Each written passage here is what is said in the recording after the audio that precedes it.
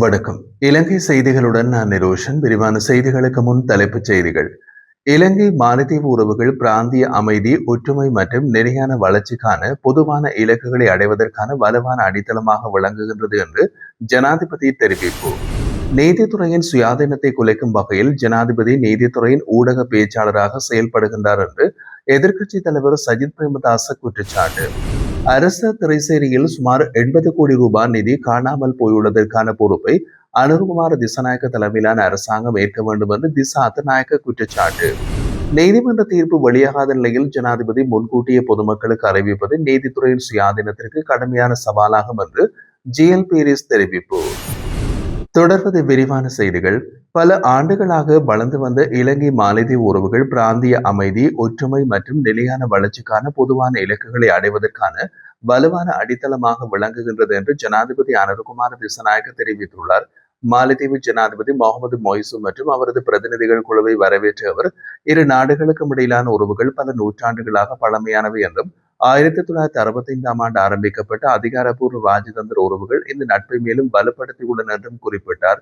இரு நாடுகளும் கலாச்சாரம், வாழ்க்கை முறை மற்றும் பொருளாதார துறைகளிலும் பல ஒற்றுமைகளை பகிர்ந்து கொள்கின்றன என்றும், வர்த்தகம், சுற்றுலா, கல்வி, சுகாதாரம், பாதுகாப்பு உள்ளிட்ட துறைகளில் ஒத்துழைப்பு மேலும் விரிவுபடுத்த ஒப்பந்தங்கள் செய்யப்பட்டுள்ளன என்றும் தெரிவித்தார். மேலும் காலநிலை மாற்றம், கடல் பாதுகாப்பு மற்றும் பிராந்திய பாதுகாப்பு போன்ற சவால்களை எதிர்கொள்ள இரு நாடுகளும் இணைந்து செயல்பட வேண்டியது அவசியம் என்று வலியுறுத்திய அவர், முதலீடு மற்றும் வர்த்தக வாய்ப்புகளை அதிகரிப்பதன் மூலம் இருதரப்பு உறவுகளை மேலும் பலப்படுத்த முடியும் என்றும் கூறியுள்ளார். இந்த விஜயம் இலங்கை மாலத்தீவு உறவில் புதிய கட்டத்தை தொடங்குவதாகவும், எதிர்காலத்தில் பரஸ்பர நன்மைகளை ஏற்படுத்தும் கூட்டாண்மைகள் மேலும் விரிவடையும் என்றும் ஜனாதிபதி நம்பிக்கை வெளியிட்டார்.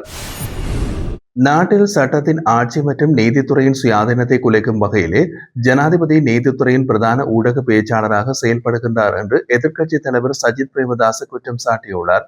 திங்கட்கிழமை வெளியிட்ட விசேட அறிக்கை ஒன்றில் அவர் குறிப்பிடுகையில், ஜனநாயகத்தை பலப்படுத்த சட்டமன்றம், நிறைவேற்று அதிகாரம் மற்றும் நீதித்துறை ஆகிய 3 அதிகாரங்களுக்கு இடையிலான சமநிலை பேணப்பட வேண்டும்.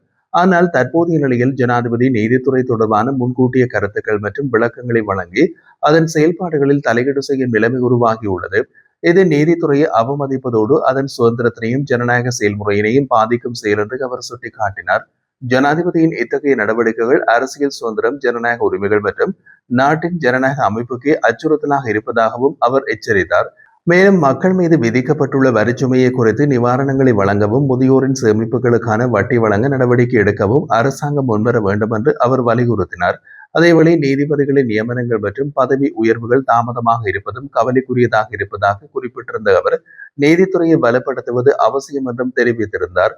இறுதியாக மக்களின் அரசியல், பொருளாதார மற்றும் சமூக உரிமைகளை பாதுகாக்கும் பொறுப்பு அரசாங்கத்திற்கு உண்டு என்று நினைவூட்டிய அவர், அந்த பொறுப்பில் தவறினால் எதிர்க்கட்சி சார்பில் மக்கள் போராட்டத்திற்கு இறங்கும் என்று அவர் எச்சரித்தார்.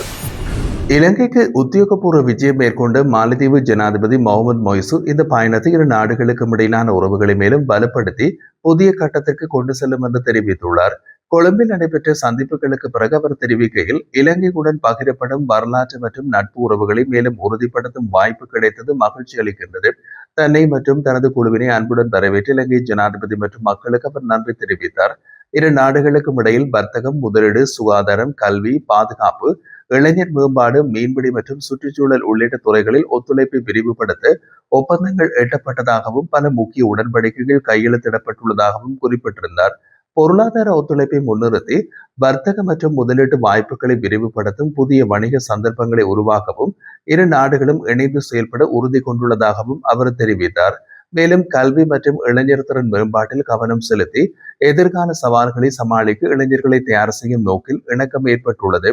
கடல் பாதுகாப்பு, நிலையான மீன்பிடி மற்றும் சுற்றுச்சூழல் பாதுகாப்பு உள்ளிட்ட துறைகளில் கூட்டாண்மையை பலப்படுத்தும் முக்கியத்துவத்தையும் அவர் வலியுறுத்தினார். காலநிலை மாற்றம் போன்ற உலகளாவிய சவால்களுக்கு எதிராக இணைந்து செயல்பட வேண்டியது அவசியம் என்றும் அவர் குறிப்பிட்டிருந்தார். மாலத்தீவு இலங்கை உறவில் புதிய முன்னேற்றமான அத்தியாயம் தொடங்கியுள்ளதாகவும், பிராந்திய ஒற்றுமை, அமைதி மற்றும் பொருளாதார வளர்ச்சிக்காக தொடர்ந்து இணைந்து செயல்படுவோம் என்றும் அவர் தெரிவித்திருந்தார். ஐக்கிய மக்கள் சக்தியின் தேசிய அமைப்பாளர் திசா அத்தநாயக அரச திரைசேரியில் சுமார் 80 கோடி ரூபாய் நிதி காணாமல் போயுள்ளதாக குற்றம் சாட்டி இதற்கான பொறுப்பினை ஜனாதிபதி அனுருகுமார திசாநாயக்க தலைமையிலான அரசாங்கம் ஏற்க வேண்டும் என்று தெரிவித்தார். இந்த நிதி வெளிநாட்டில் பணிபுரியும் இலங்கையர்கள் அனுப்பிய பணம், ஏற்றுமதி மற்றும் சுற்றுலா வருமானம் உள்ளிட்ட மக்களின் உழைப்பு பணமே என்றும் அவர் குறிப்பிட்டுள்ளார். மத்திய வங்கியிலிருந்து நிதியமைச்சுக்கு கடன் முகாமைத்துவம் மாற்றப்பட்ட உடனேயே இத்தகைய மோசடி இடம்பெற்றிருப்பது நிர்வாக தோல்வியினை காட்டுகிறது என்று அவர் கூறியுள்ளார். மேலும் சம்பந்தப்பட்ட அதிகாரியின் மரணம் சந்தேகத்துக்குரியது என்று வலியுறுத்திய அவர் இது தொடர்பாக முழுமையான மற்றும் வெளிப்படையான விசாரணைகள் அவசியம் என்றும் தெரிவித்தார். அரசாங்கம் தனது தவறுகளை மறைக்க முயல்கிறது என்றும் அனுபவமற்ற நியமனங்களே இந்த நிலைமைக்கு காரணம் என்றும் அவர் சாடினார். எரிபொருள் விலை உயர்வு மே தினத்திற்கு பிறகு திட்டமிட்டு மேற்கொள்ளப்பட்டதாகவும் சர்வதேச சந்தையில் விலை குறைந்த போதும் அதன் நன்மை மக்களுக்கு வழங்கப்படவில்லை என்றும் குற்றம் சாட்டினார். அத்துடன் அரசாங்கத்தின் செலவினங்கள், நிர்வாக குறைபாடுகள் மற்றும் பொருளாதார வாய்ப்புகளை புறக்கணித்தல் ஆகியவை நாட்டின் வளர்ச்சியை பாதித்துள்ளதாக அவர் தெரிவித்திருந்தார்.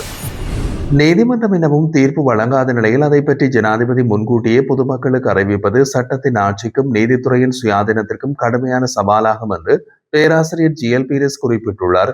ஸ்ரீலங்கா சுதந்திர கட்சி தலைமையகத்தில் திங்கட்கிழமை நடைபெற்ற ஊடக சந்திப்பொன்றில் கலந்து கொண்டு உரையாற்றிய அவர் மேதின கூட்டத்தின் போது ஜனாதிபதி ஒரு வழக்கின் தீர்ப்பு குறித்து முன்கூட்டியே குறிப்பிட்டதாக சுட்டிக்காட்டினார். அந்த வழக்கு ஏப்ரல் 30 விசாரணைக்கு எடுத்துக் கொள்ளப்பட்டதுடன் அதன் தீர்ப்பு மே 25 அறிவிக்கப்படும் என்று கூறியதோடு அதனை மகிழ்ச்சியுடன் ஏற்க தயாராக இருக்குமாறும் பொதுமக்களிடம் அழைப்பு விடுத்ததாக அவருக்கு தெரிவித்தார். இது இன்னமும் விசாரணையில் உள்ள வழக்காக இருந்தாலும் அதன் முடிவை முன்கூட்டியே அறிந்திருப்பதை போல ஜனாதிபதி நடந்து கொண்டுள்ளார் என்று அவர் குற்றம் சாட்டினார். இது சட்ட கலாச்சாரத்தையும் அரசியலமைப்பின் அடிப்படை கொள்கைகளையும் பாதிக்கும் ஒரு தீவிரமான நிலைமை என்றும் அவர் கூறியிருந்தார்.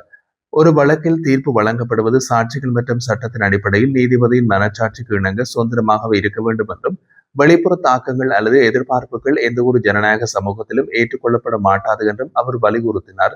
ஜனாதிபதியின் இத்தகைய கருத்துக்கள் நீதிபதிக்கு நேரடி அழுத்தமாக அமையக்கூடும் என்றும் இது அரசியலமைப்பு மீறும் செயலாகும் என்றும் அவர் தெரிவித்தார்.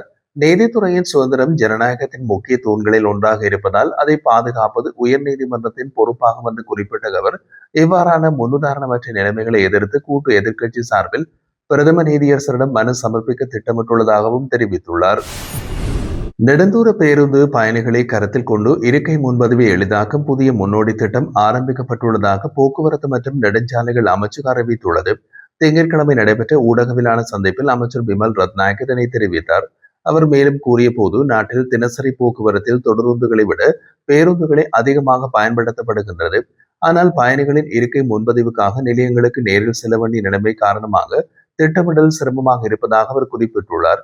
இந்த புதிய திட்டத்தின் நோக்கம் பயணிகள் முன்கூட்டிய இருக்கைகளை முன்பதிவு செய்து பயணத்தை எளிதாக திட்டமிட உதவுவது மற்றும் அன்றாட சிரமங்களை குறைப்பதே ஆகும் என்று அவர் கூறினார். முதல் கட்டமாக இது தனியார் பேருந்து நிறுவனங்களோடு செயல்படுத்தப்பட்டு பின்னர் இலங்கை போக்குவரத்து சபைக்கும் விரிவுபடுத்தப்பட உள்ளது. வெற்றியை பொறுத்து நாடு முழுவதும் நடைமுறைப்படுத்தவும் திட்டமிடப்பட்டுள்ளது. மகுமர பால்முனை போக்குவரத்து மையம், காலி மற்றும் கண்டி உள்ளிட்ட முக்கிய நிலையங்கள் இதில் தேர்ந்தெடுக்கப்பட்டுள்ளன. பயணிகள் www.busticket.gov.lk என்ற இணையதளம் மூலம் முன்பதிவு செய்ய முடியும் என்றும் இதற்காக சுமார் ₹30 சேவை கட்டணம் அறவிடப்பட்டு வங்கி அட்டை மூலம் பணம் செலுத்தும் வசதி ஏற்படுத்தப்பட்டுள்ளதாகவும் அமைச்சர் தெரிவித்தார். மேலும் பொதுமக்கள் பயன்பாட்டை ஊக்குவிக்க ஊடக விழிப்புணர்வு பிரச்சாரங்கள் மேற்கொள்ளப்பட உள்ளதாகவும் அவர் கூறினார்.